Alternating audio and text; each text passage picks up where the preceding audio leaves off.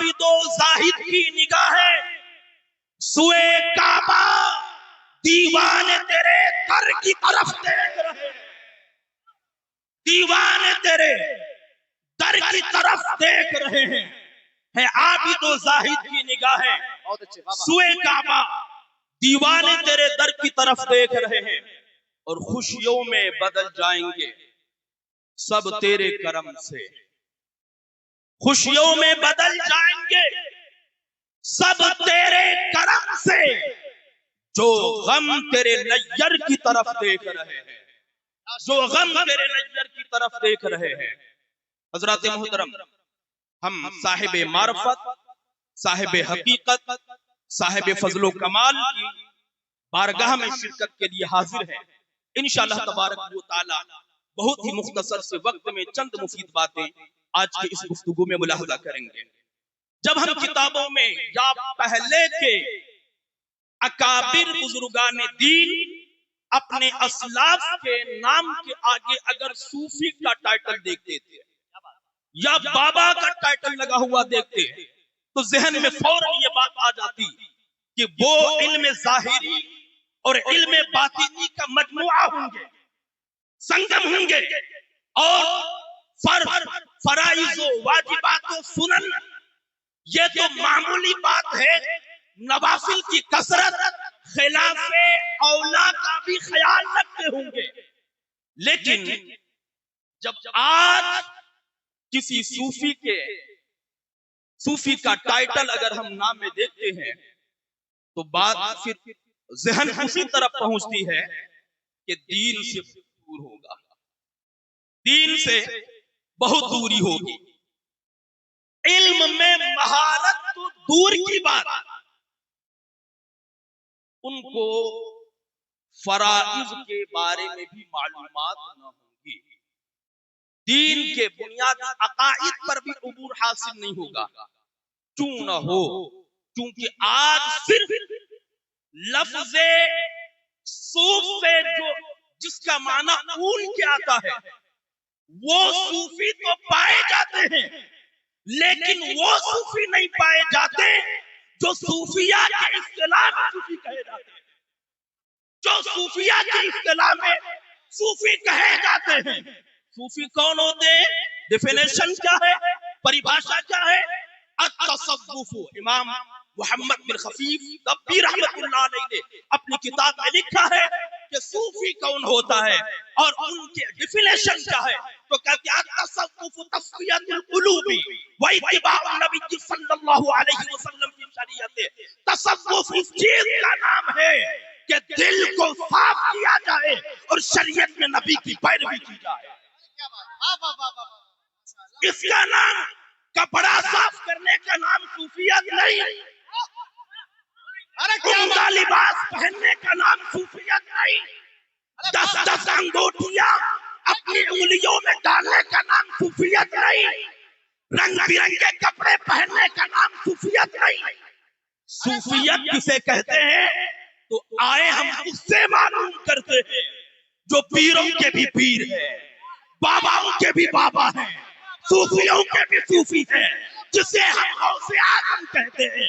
وہ کہتے ہیں ارے شریعت اور طریقت یہ الگ چیز نہیں، بلکہ شریعت کے احکام پر کامل طور پر عمل کرنے کا نام ہی طریقت ہے۔ نعرہ تکبیر، نعرہ رسالت، عرس حضور فخر بہار، عرس رسولی۔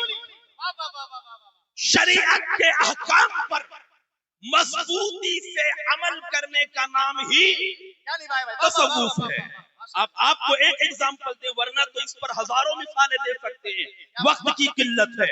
آپ یاد رکھیں اللہ قرآن کریم میں فرماتا ہے قد افلح المؤمنون الذین هم فی صلاتهم خاشعون۔ اب آپ فقہ حنفی میں اگر دیکھیں، نماز میں اگر خشوع و خضوع پیدا نہ ہو لیکن وہ شرائط نماز، ارکان نماز اور مفسدات نماز کا ارتکاب کرنے والا نہیں ہے، ان تمام چیزوں کی رعایت کرتا ہے، آپ کسی مفتی سے آ کر کے آپ جامعہ روح العلوم کے دارالفتہ سے آپ فتویٰ پوچھیں گے تو کہہ دیں گے کہ ہاں اس کی نماز ہو گئی۔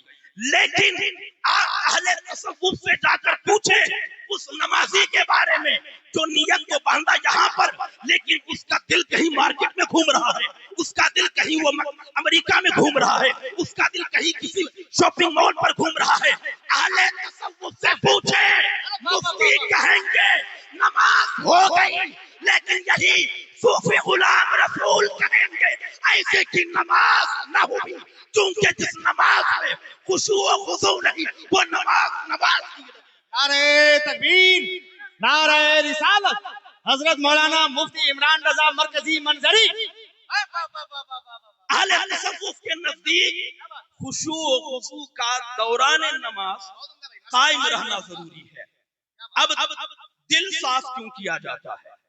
یہ ایک بالکل کومن بات ہے کہ جہاں پر تصوف کا نام ہوگا وہاں پر ایک ہی چیز جو امتیازی نظر آئے گی وہ یہ کہ ان کے ہاں تصفیہ قلب ہوتا ہوگا، دل کی صفائی۔ دل کی صفائی کیوں؟ آئے حدیث پاک ملاحظہ کرتے یہ اہم کیوں ہے، یہ اس قدر ضروری کیوں ہے، اور صوفیہ کے درمیان اس کا خاص التزام کیوں کیا جاتا ہے؟ بخاری شریف کی حدیث پاک ہے، حضور ارشاد فرماتے ہیں الا وان فی الجسد مضغۃ اذا صلحت صلح الجسد كله واذا فسدت فسد الجسد كله۔ حضور ارشاد فرماتے سن لو تمہارے جسم میں ایک گوشت کا لوتھڑا ہے، تمہارے جسم میں ایک گوشت کا لوتھڑا ہے، جب وہ صحیح ہو جائے تو پھر پورا جسم صحیح ہے، اور اگر وہ بگڑ جائے تو پھر سب کچھ بگڑ جاتا ہے۔ یہ دل سب کچھ ہے، آپ کے ایمان و کفر کو ڈیسائیڈ کرتا ہے۔ اللہ نے قرآن کریم میں جو کہا، جو مشتبہات کی تلاش میں رہتے ہیں ان کے لیے دل کا ٹیڑھا پن ذکر کیا، اور کیا دعا کرنے کے لیے کہا ربنا لا تزغ قلوبنا بعد إذ هديتنا وهب لنا من لدنك رحمة إنك أنت الوهاب۔ کیوں؟ اس لیے کہ دل اٹ از ویری امپورٹنٹ، بہت ہی اہم ہے، اس لیے کہ یہ دل جب بگڑتا ہے تو نفاق پیدا ہوتا ہے، یہ دل جب بگڑتا ہے بدعملی پیدا ہوتی ہے، یہ دل جب بگڑتا ہے تو پھر انسان کے اندر میں طرح طرح کی خرابیاں پیدا ہوتی ہے، یہ دل جب بگڑتا ہے تو بندہ فرعون و نمرود بنتا ہے، یہ دل جب بگڑتا ہے تو بندہ شداد و قارون بنتا ہے، یہ دل جب بگڑتا ہے تو بندہ یزید بنتا ہے، یہ دل جب بگڑتا ہے تو بندہ شمر بنتا ہے، یہ دل جب بگڑتا ہے تو بندہ عبداللہ ابن ابی بنتا ہے، اور یہ دل جب صبرتا ہے تو بندہ غلام رسول بنتا ہے، یہ دل جب صبرتا ہے تو بندہ غوث خلیفہ بنتا ہے، یہ دل جب صبرتا ہے تو بندہ امام اعظم بنتا ہے، یہ دل جب صبرتا ہے تو بندہ مجدد اعظم بنتا ہے، یہ دل جب صبرتا ہے تو بندہ حسین اعظم ہوتا ہے، کیونکہ اس دل میں جلا دینے والی ذات کوئی اور نہیں محمد عربی کی ذات ہے۔ اعلیٰ حضرت فرماتے ہیں ایک دل ہمارا کیا ہے آسان اس کا کتنا، تم نے تو چلتے پھرتے مردے جلا دیے ہیں، تم نے تو چلتے پھرتے مردے جلا دیے ہیں۔ تو دل کا صحیح ہونا ضروری ہے، اور جب دل بگڑتا ہے تو انسان بگڑتا ہے، اور جب انسان بگڑتا ہے تو پھر قلم بھی بگڑ جاتا ہے، یعنی یوں کہ انسان بہکتا ہے تو قلم بہکتا ہے، اور جب انسان بگڑتا ہے تو پھر بہکی بہکی باتیں بھی کرتا ہے، بہکی بہکی باتیں بھی کرتا ہے۔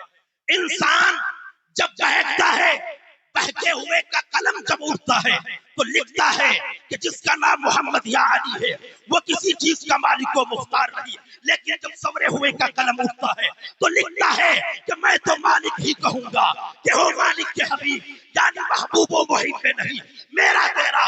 جب بگڑے ہوئے کا قلم اٹھتا ہے تو لکھتا ہے کہ محمد کو پیٹ پیچھے کی خبر نہیں، لیکن جب سورے ہوئے کا قلم اٹھتا ہے تو لکھتا ہے اور کوئی غیب کیا تم سے لیا ہو بنا، اور جب نہ خدا ہی چھپا تم پہ کروڑوں درود۔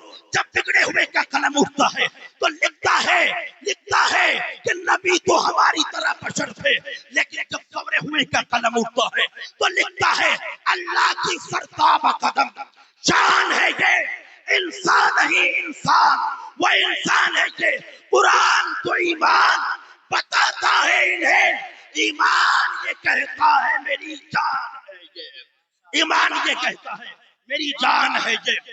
بس اور 2 منٹ کی گفتگو اخیر میں عقیدہ اہل سنت میں بیان کر دوں۔